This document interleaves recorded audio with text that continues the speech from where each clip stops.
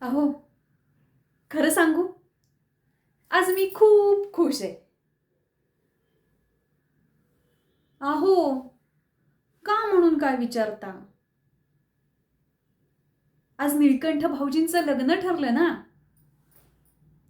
त्यांच्याबरोबर घरातली सगळी माणसं किती खुश आहेत ना. एक नवीन व्यक्ती आपल्या घराचा भाग होणार आहे. तुम्हाला आठवतं? मी जेव्हा नवीन सून म्हणून या घरात आले होते, तेव्हा थोडंसं मी बावरलेच होते.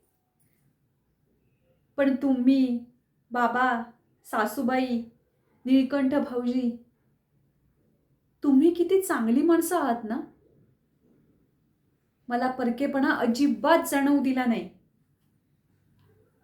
अशी चांगली माणसं मिळायला नशीबही खूप चांगलं असावं लागतं. आणि माझं नशीब खूपच छान आहे.